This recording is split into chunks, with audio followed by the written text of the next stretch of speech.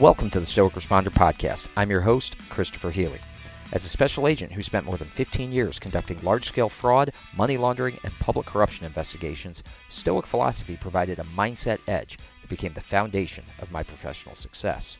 My mission today is to share those same ancient mindset lessons with you so that you can turn obstacles into opportunities and adversity into advantage. Time to muster up. Welcome back to the Stoic Responder Podcast. This is episode 28. I'm your host, Christopher Healy. Let me start you out with a quote for today's episode, Learn as You Teach. Quote is, again, from Seneca. I feel like we've had 3 Seneca quotes this week, but Seneca's good stuff, so that's why we keep quoting him. All right. Withdraw into yourself as far as you can. Associate with those who will make a better man of you. Welcome those whom you yourself can improve. The process is mutual, for men learn while they teach. All right, as I said, today's episode is titled Learn as You Teach. Let's kind of look at this through the lens of your law enforcement career, your first responder career, right? You probably had a field training officer at some point, and that role is crucial in helping new officers transition from the academic and theoretical aspects of police training, the academy, right? Where they teach you in theory how these things work, right? You're not actually practicing this stuff. You're learning from a book. You're practicing it in practicals. You're doing, academy type demonstrations. Maybe you're doing this with, maybe they've got role players. Maybe you're, practicing arrest on one another. But these are a training scenario, an academic setting. It's a theoretical aspect of police training. It's not giving you that practical real world scenario that you get from on the job training, the stuff that you're going to get into with your field training officer. But unfortunately for a lot of rookies, and I can speak to this because this was definitely the situation I walked into, for a lot of rookies, the only real world scenarios you actually encounter with your FTO is where to get a uniform discount at lunchtime or the best place to catch a cat nap on duty. I literally had a field training officer whose priority wasn't teaching me how to do my job. His priority was teaching me where to go to get half off at lunchtime. And we leaned into that mission, let me tell you that. So I'm sure many of you who are listening had a similar field training officer or had some aspects of field training that was similar to that. I think if we want to get better at our profession, if we want to be surrounded by better colleagues, we need to start doing more than simply accepting the subpar post-academy training that we are given. In fact, we need to seek out colleagues who inspire and challenge us to become better versions of ourselves. See, I tried to do that in my career as well. I tried to surround myself with people who had skill sets I didn't have, who were willing to teach so that I could learn. You see, we need to seek out those colleagues that inspire and challenge us so we can become the best version of ourselves as law enforcement officers. And we need to, in our personal lives, seek out friends and relationships with individuals who inspire and challenge us to become better versions of ourselves off the clock. Those who embody virtues such as wisdom, integrity, and compassion, those are the kind of people we need to be surrounding ourselves with.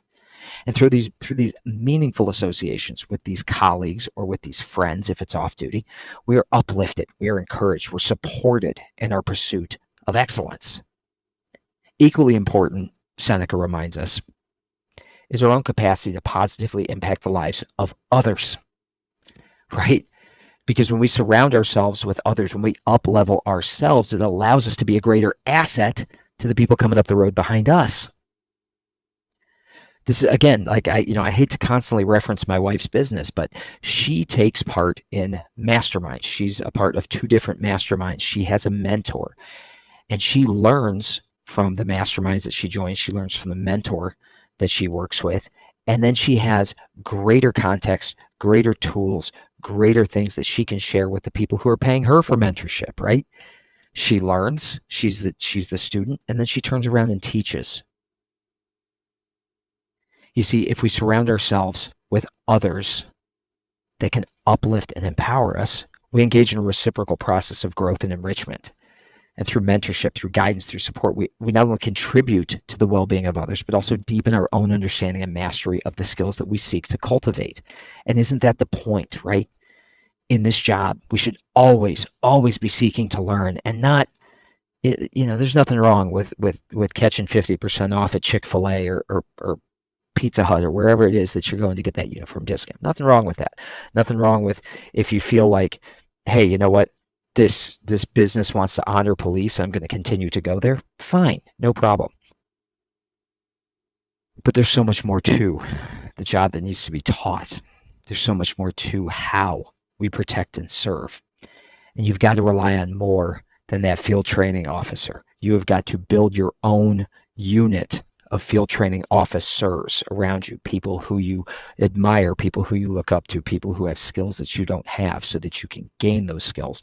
And then you need to be, whether the title is there or not, you need to be the field training officer to others, to share what you have learned with as many people as possible, to up-level them as well. We learn as we teach. We learn as we teach. So we should never stop learning. And we must never stop teaching. All right, folks, let me leave you with a journal prompt here.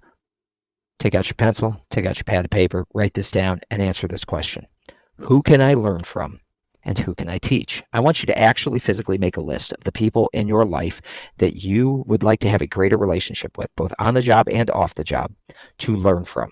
These could be people in your friend group, people in your church. These could be people that are just living a little bit higher standard. Maybe they're slightly better entrepreneurs, slightly better real estate agents, slightly better whatever it is that you do, slightly better police, slightly better first responders. And you want to establish a relationship with them so that you can learn from them. But I also want you to write a list of people down that you want to influence and that you want to bring along with you as you are growing, because we learn as we teach. So as we're learning, we must always be teaching as well. I want you to write both those lists down for your professional life and your personal life. I want you to build that society of field training officers around you, and I want you to become one yourself. Folks, thanks for listening today. If you want to support the podcast, as always, you can pick up a copy of my book, In Valor, 365 Stoic Meditations for First Responders. It's available on Amazon, Barnes & Noble, on Walmart, on my website, ChristopherHealy.com. You can DM me on social media. You can DM me on YouTube. If you want a signed copy, you can reach out to me. You can get that book in ebook or in paperback. I like the paperback so I can take notes, so I can answer the journal prompts, so I can highlight things, so I can flip back through. I love the paperback copy. It's about 400 pages. But you can stick that sucker in your locker at work, or you can stick that sucker in your patrol car. Number 2, you can subscribe to Substack, Stoic Responder, for free. On that page, you can get the podcast delivered directly to your email. You can get my weekly newsletters as well with Stoic leadership and personal development tips. And finally, and most easy for you, you can like, share, and subscribe to this wherever you are listening to it, whether that is on Apple Podcasts or on Spotify or on YouTube or wherever you're picking this up. You can like, share, and subscribe so that others can learn about what we are doing here and gain some of that Stoic wisdom as well. Until tomorrow, episode 4, get out there, live your lives with valor. You are out of roll. Thank you for listening.